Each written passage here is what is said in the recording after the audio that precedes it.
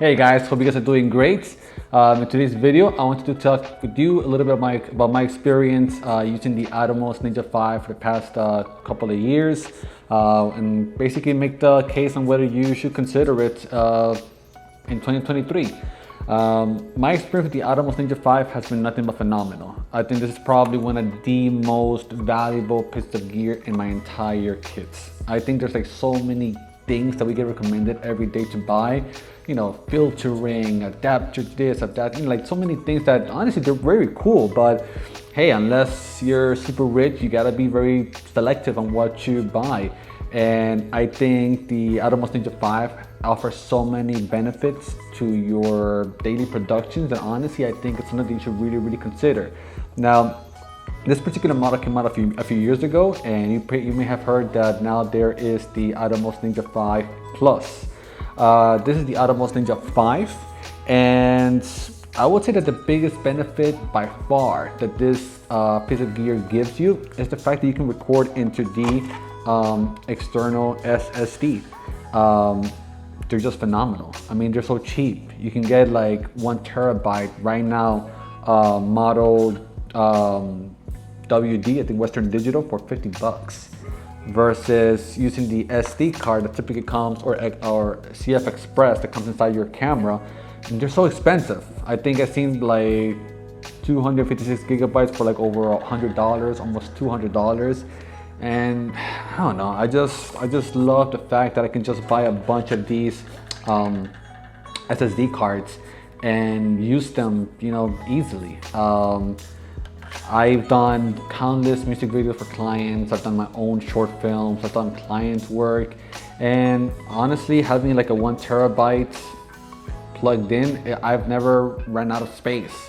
So I think by far the biggest benefit that you get from owning an external monitor such as the Atomos Ninja V is that you never have to worry about running out of space, really. I'm not a, you know, ultra seasoned director or nothing like that. I'm an independent filmmaker. I've done a lot of client work and I do my own short films.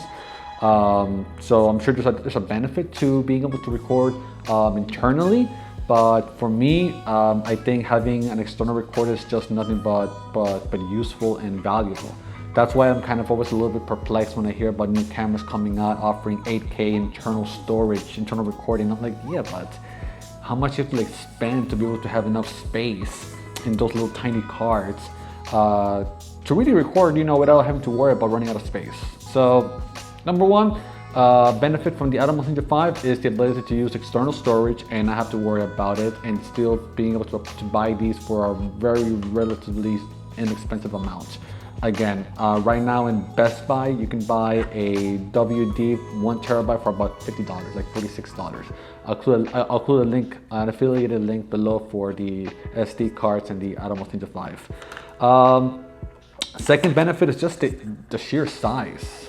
I mean, you know, it's over 5 inches, I think 5.2, and it's a good size. It's not huge that it's uncomfortable, and it's also not small enough where you have to like kind of like, you know, squint your eyes to see what's going on inside the monitor.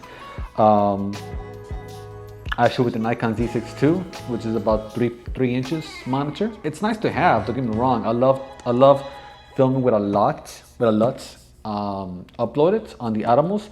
And I like to kind of compare between the exposure that I set on my camera for the LUT versus what I'm getting from the log footage that I can preview on my camera.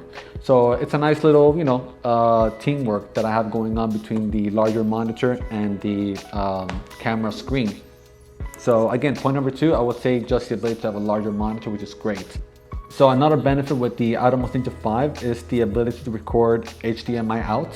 Honestly, a benefit that I recently realized how useful it is with client work.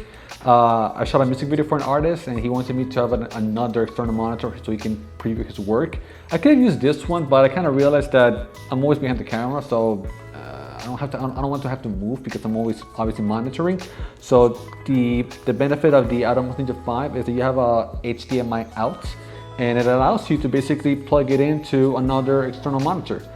This is the Desk View or Best View. It's a very nice monitor. I love it, but it does not have external recording abilities.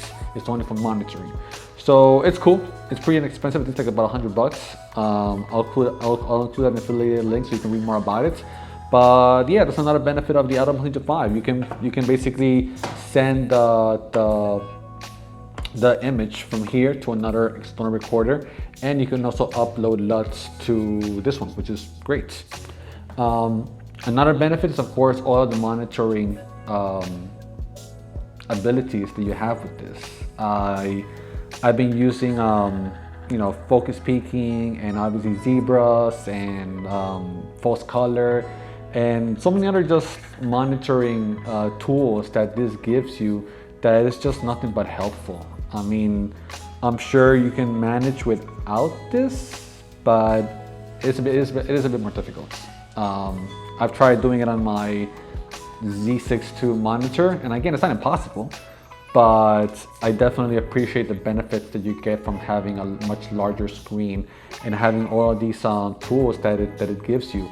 Not too long ago, I shot a music video in Europe, and it was basically like the artist in the middle of the frame, but we changed locations, and it was always like the same like position. And this has a couple of tools. That is both a screen grab and what they call a onion something tool, that it kind of allows you to like overlay a screen grab, so you can basically make sure that that as you change location, or as you set up again and again, you basically have a reference to work with. So it's great, it's cool, and even though it's a few years old, it still allows you to they still do updates to it, so we don't know what tomorrow they may offer. But overall, it's been phenomenal. I would say this is definitely one of my top 3 favorite tools on my bag. And honestly, I highly recommend it to any filmmaker that just wants to have extra tools on how they can monitor exposure, have the ability to record it externally and save a lot of money, and not having to buy a bunch of like CF Express cards that cost so much money, and they give you really little space when you think about it. The one couple of downsides that I may not be too much of a fan of is the battery usage. It's a bit high demand. Now, I mean, I'm not an electrical engineer, but I guess so much power usage that this thing requires, I can sort of understand. It does use the pretty standard batteries that you can pretty much find in probably in your bag right now. I'll include an affiliated link so you can check out the various models that you have. I have probably like 8 from various sizes, so it's not a deal breaker. And I also do love that it comes with this alternative AC plugin that you basically just attach to your monitor, and you don't have to rely on batteries, which is great. Now, obviously, it's a bit more difficult to use when you're doing external recording, and also the cable is not that long, which is a bit of a bummer. But I guess you could maybe plug it into like an external cord to give you more length. But again, I'm not an electrical engineer. I don't know how safe that is, but it is cool to have, and I have used it before, and it's very, very handy, and I'm thankful that this is available as an option for us. So yeah, in summary, I think the Atomos Ninja V is a phenomenal tool if you are in the market for an external recorder. Honestly, I have nothing but praise for this monitor. I also love that there's a lot of companies that are offering these like a sort of hoods that helps you to preview better when you're shooting on exterior sunlight.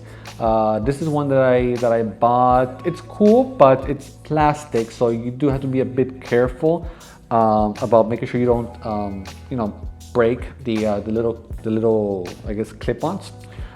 There's a couple of other options that don't involve plastic, and they're like much more resistant to breakage. I'll include links below so you can check out. And then there's a third option of a small rig cage that you can attach. It's pretty cool, but it's a bit pricey. It's like 99 bucks, which I think is a bit overpriced, seriously, but whatever, it's another topic. Anyways, in summary, guys, I love the Atomos Ninja V. It's great, and I guess I'll conclude with, I think, one of the most obvious benefits of using an external recorder, which maybe I should have started with this, but I don't know, whatever, it is what it is. It's the ability to obviously record 10 bits, depending on your camera, of course. Like my Nikon D6II records 8-bit internally, and I can record 10 bits externally, which obviously gives you a lot more colors to work with when you are grading and post-production. I can record 4K up to 60 frames per second to this. Not on my camera, unfortunately. My camera only allows you to do 30 frames per second 4K externally. I don't know why they still haven't allowed us, even though this camera can shoot 4K 60 frames per second, but only internally. But yeah, so in summary, guys, I absolutely love the monitor. I'll include a link below so you can read more about it. It's a great tool and I absolutely love it, and I give this thing a 9 out of 10. And I would definitely say it's one of my top 3 most valuable, most important items that I never, ever go to a production without. All right, guys, if you guys have any questions, please drop them in the comments below. I hope this video was useful. Please don't forget to subscribe. I'm gonna be doing a few more videos on some of my top, most favorite tools that I have in my recording bag. I'm of the philosophy that as independent filmmakers, we have to be very selective on what we buy and what we don't buy. And I have 2 lenses that I use for my filmmaking projects. These are 2 Tokinas. One is 11 to 16 2.8, and this one is 24 to 70 2.8. They're phenomenal lenses and they're pretty inexpensive. Like I got my 11 to 16 for like $100. Imagine that, and it's just a beautiful picture quality. I got my 24 to 70. I forget the price, probably 200 or 150. But you can get both lenses for about 250 or less with a bit of searching. You can buy it new, but that'll probably be about $400. If money's not an issue, I'll include a link for it below, and also a link where you can adopt me. But all joking aside, guys, these are phenomenal lenses, and yeah. Anyways, guys, I hope you enjoyed this video. Please don't forget to like and subscribe, and I will see you on the next one. Bye, guys.